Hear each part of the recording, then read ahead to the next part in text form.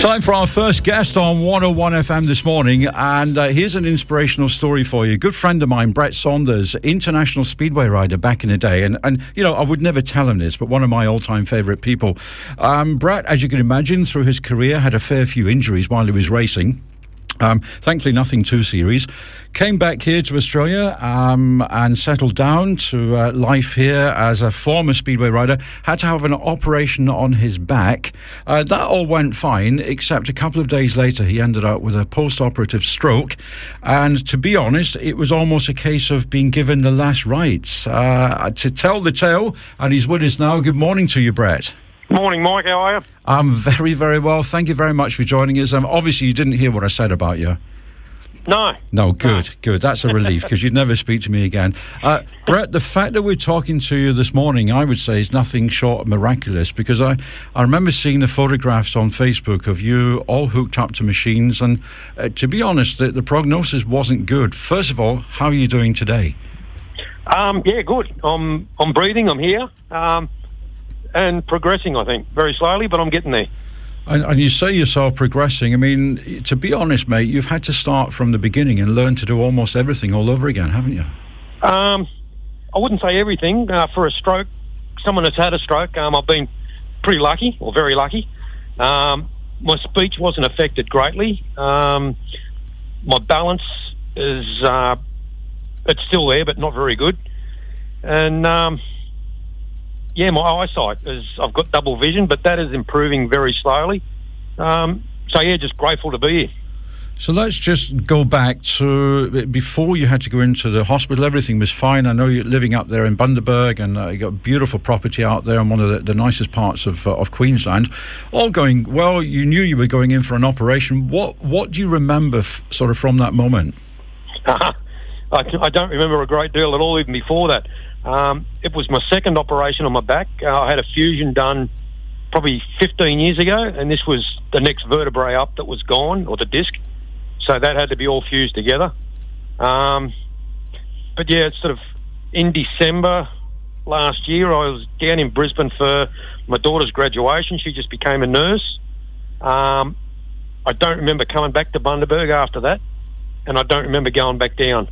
So bits and pieces I remember from in the hospital, the PA, not the PA, the Royal Brisbane. Yeah. And, yeah, remember very little of it. And what's amazing as well, I mean, obviously you've seen the photographs and you realise yourself now how ill you were. You've got absolutely no memory of that time whatsoever. No, bits and pieces, as I say. I'm pretty sure I phoned a good mate of mine in Bathurst, Glenn McDonald. It was his birthday the day I was getting the operation done. I vaguely remember talking to somebody on the phone. I think it was either him or his wife, Janet. And other little bits and pieces, but nothing major. Yeah, and like they put me in a coma for 6 days. Remember very little. Yeah, I can imagine. And from what I would understand, and obviously you and I have spoken, and you know, luckily I managed to get to see you before you headed back up to Bundaberg. You had some very dark times, didn't you? I mean, you sort of went to places that you probably never thought you would get that low. Well, yeah, exactly. Everything's changed for us. You know, like I've lost my job. I probably can't work for that's talking 2 years. Everybody's life around me has been put on hold. You know, my wife goes to work, thankfully. She's supporting the family. And, yeah, there were times I just thought I was a hindrance and I shouldn't be here. But thankfully, I think I was strong enough in the mind to get over that, and good people around me. You've got amazing people, and you talk about your wife, Wendy. I mean, she has been incredible. I know you've had such good... The Speedway family have been very supportive as well, not just here in Australia, but back in the UK, where I have to say you were an exceptionally popular rider. I'd like to think so. But yeah, everybody's been amazing, really good, especially old riders. You know, the guys were probably trying to kill each other in the past, you know, when we were racing against each other.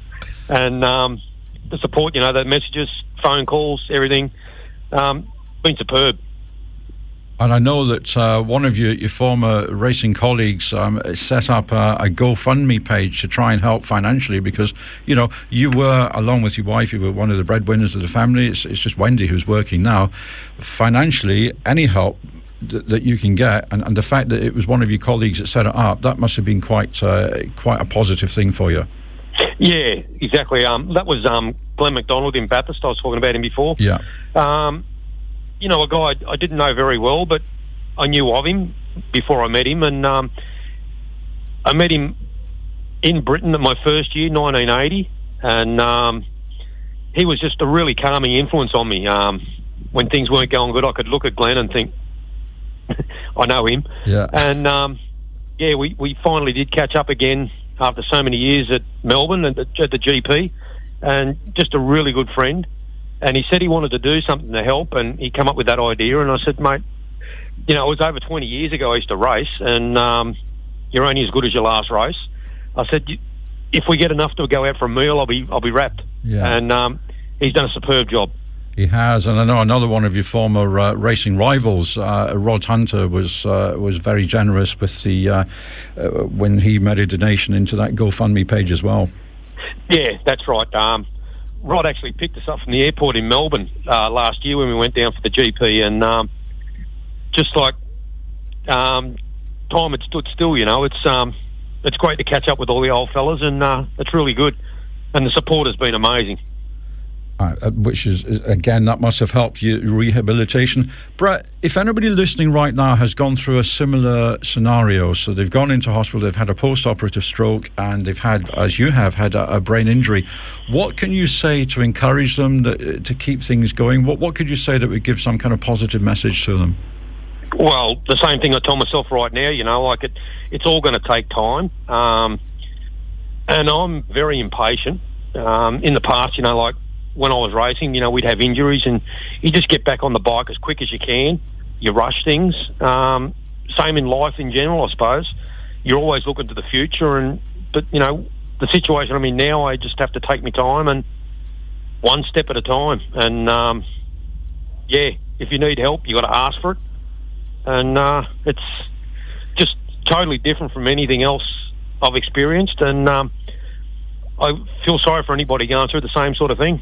And just to pick up on one of the things that you said there, which is so important, if you need help, you have to ask for it. And that's, I mean, you know, you're a redhead, and I remember some of the days when you used to race back in the UK, when you raced for Edinburgh.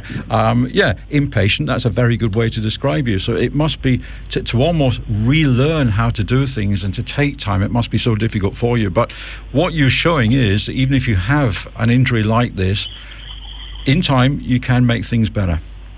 Yeah, sure. It's patience, and you've really got to think about things before you do them, which was hard for me. I just used to just get in and do it. And, I've got to sit back and think about things now. And, you know, I can't drive at the moment. I do have to ask for help, and that's really hard. You know, other people have got their lives to lead, and when they've got me around, sort of, I need to go here, I need to go there, and it's difficult.